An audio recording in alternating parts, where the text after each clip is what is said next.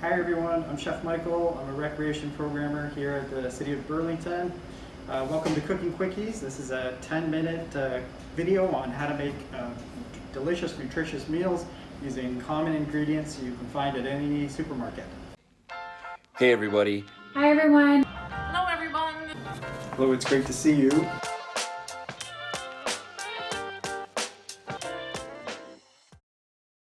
Today we're going to be doing poached egg on avocado toast with a small heirloom tomato salad.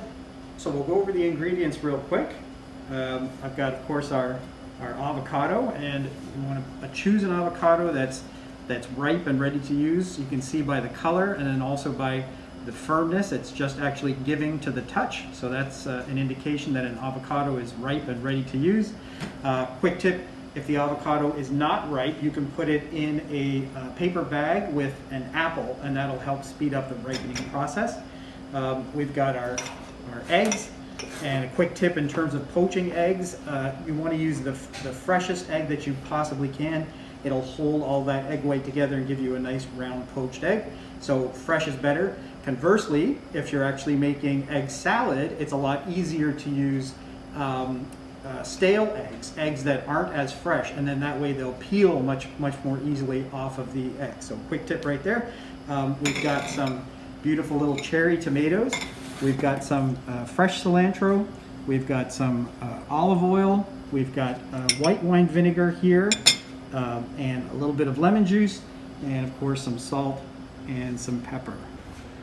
So as I said before, I think your best bet to having a really nice poached egg is to use the freshest egg as possible. Another trick I like to use is I like to put my egg, crack it into a small bowl.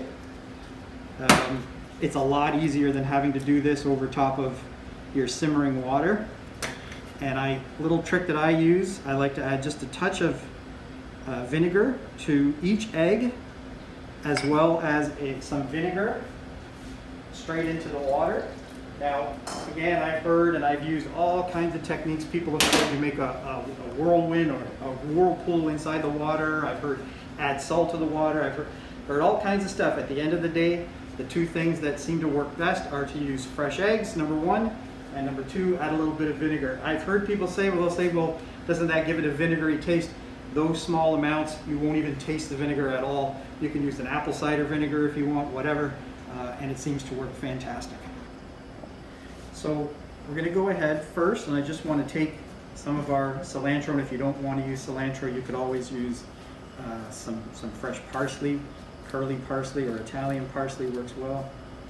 But I'm just going to take some cilantro here, and this is going to go into my avocado mix for my avocado toast. And there's all kinds of recipes for avocado toast. People have you can add red onion to it, you could add chili flake, chili pepper. I like just the basic clean taste of the avocado with just a little bit of fresh herb, and in this case I've got that cilantro with just a little bit of salt and pepper and just a hit of acid. It could be lime juice, in this case I'm using lemon juice. But I'm going to take that and I'm going to put it straight into my bowl.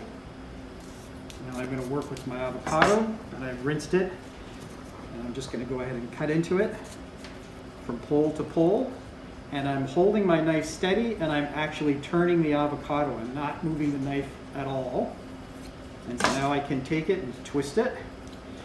And this is a little trick at home, and I've done many avocados, and so I'm used to actually hacking into it with the blade, but I recommend for you to place the avocado on the board, take your knife and just put it straight into the pit, and then you can twist it and the pit will release. And what you could do at that point is go ahead and, again, I'm recommending that you at home take the avocado, place it on the board, and just use your knife to draw down into the avocado. And I'm not cutting all the way through the skin, I'm just cutting through into the flesh. And do the same on this side. And what we're going to get is some nice little squares of avocado. And for a lot of people, when they're doing their avocado toast, this is as far as they'll take it. Just the squares of avocado and mix it in. I myself like to mash it just a little bit. And I'm going to go ahead and scoop all of that goodness out. And then the same with this one. You see how easy the spoon just pulls all of those little chunks out. Straight in. All right, and now I'm just gonna add a little bit of salt, a little bit of pepper, a little bit of that acid from the lemon. Like I said, at this point you can go ahead and add some Tabasco sauce perhaps, or some chili flake. If you like it a little bit of spicy, maybe some chopped jalapeno. But for me, this is all I'm looking for. The lemon juice, by the way, not only adds a nice brightness to the avocado, but it actually helps it, stops it from oxidizing or turning brown. So you always want to try to add a little bit of acid to your avocado, whether you're making this type of mix for an avocado toast or guacamole or anything. Always add that acid in, and that'll stop it from turning that nasty brown. This way it stays a nice, beautiful, bright green color. All right, we'll go ahead and we'll take our cherry tomatoes, and they're so pretty. I don't want to do too much with them. I'm literally just going to cut them just in half like that, so that we can still see the beautiful shape of the tomato. Some of the smaller ones, I think I'll even leave them whole. I love the bright different colors, and these are really super nice and fresh. So we'll put a couple in. I'm going to add in a moment just a little bit of salt, pepper, olive oil, and then I could use lemon juice, but in this case I think I'm going to use some white wine vinegar, and that's my dressing. Just as simple as that. Here's my salt, here's my pepper, here's my little bit of white wine vinegar, my little bit of olive oil. Now, if you've had some basil, you can certainly go ahead and add some basil at this point, some parsley. I am just going to put in, because I have lots of fresh cilantro right here, and I love cilantro. I'm just going to go ahead and tear some of the leaves and just leave it whole. I'm not even going to bother to chop it. It just looks so pretty. It gives it a nice bright color. I'm going to go ahead and give that a toss. And now I'm going to let that sort of marinate just as long as it takes for us to poach our eggs. So if you can see, our water is barely simmering, right? We don't want it to be rapidly boiling. We just want it barely simmering. That's where it's at. We're going to go ahead and add in now. These cups make it so much easier to just go ahead and drop our egg straight in. And if you can see, what I'm doing is I'm actually pulling just a little bit of that water inside, and then I'm dropping the egg straight in. All right, so how long does it take for a poached egg? If you want a proper poached egg where the yolk is still runny when you cut into it, it's going to take approximately 3 minutes. If you prefer a little bit more of a firmer yolk or a less runny, you want to leave it an additional minute. And if you want to completely cook through, an additional minute more, although I don't know why you'd want that. But 5 minutes for a totally well done poached egg. Okay? So if you take a quick peek inside the pot here, you'll see how the egg whites have all sort of coagulated, and again, the acid in the vinegar really helps to do that. It keeps everything together. That way you don't get any sort of loose white floaties, right? And then the other thing too is that we don't have a vigorous rapid boil here, and that would force all of our egg to break apart. The egg whites are extremely delicate, and so we're doing everything that we can to coax them to stay together, as you can see. This has been about 2 minutes in or so. Pretty much as soon as those eggs start to float up, and they're going to start any moment now, and we'll get ready to pull them out. A slotted spoon helps, but a regular spoon helps as well. I usually keep a plate with a clean kitchen towel or some paper towel handy so that I can drain them lightly.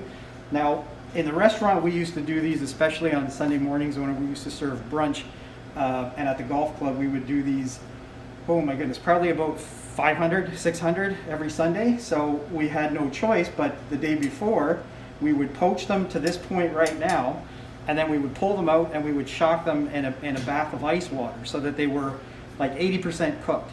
And then during service, when an order came, we would take an individual one and drop it into our hot water and then tray it up, put it on the plate, or if we were doing it brunch style, lay up a hotel pan full of poached eggs. But when you're doing it for yourself or doing it just at home, all you need is to take it straight out of the water, and there you can see it now. We'll pull it out, and we'll go ahead and put it on our plate. Right there with a little bit of paper towel. Get our other one out.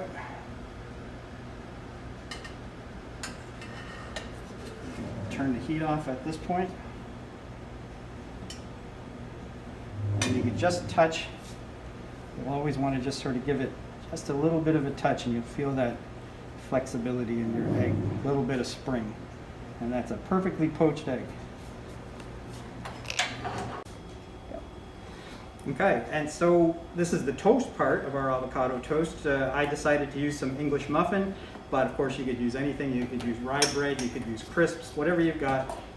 This way, if you didn't want to use it as avocado toast, of course you could always use a slice of bacon or some ham and turn it into eggs Benedict with a quick hollandaise sauce, but that'll be for another video. We'll take a little bit of our avocado, place it right on top of the toast, and now our egg. Place it right on top of the avocado, and here's our beautiful salad that's now been marinating for a little bit in that vinegar and olive oil and cilantro. We're going to drain it out a little bit, put it right alongside. You can see all of the beautiful pretty colors, really nice and bright, and actually quite light. This is a light breakfast or a light lunch or brunch. Even as a dinner, I think it would be fantastic. We're going to take a little bit of balsamic. This is a balsamic glaze, and I just like to hit the top of that. There you go. And there is your avocado toast. I'm going to grab a fork and a knife, and I'm going to cut into it. Okay, so we're going to go ahead and we're going to cut in, and so you can see that beautiful yolk cut right open. And that's one of the beauties about having a hollandaise, our eggs Benedict, is that beautiful egg yolk mixes in with that sauce and makes such a beautiful dish. In this case, it almost acts like a sauce for our beautiful avocado. So I'm just going to take a quick bite right now. It's so creamy. I'm going to take a bit of that tomato, and that little hit of acid really cuts through the richness and the creaminess of that egg and avocado. It's so fresh. So delicious. Okay, I don't want to spoil my dinner. That's enough. Thank you so much, everybody, for joining me. Remember to come and join us next time again on Cooking Quickies. I'm Chef Michael. Why don't you call up a friend, watch the video together. See you soon.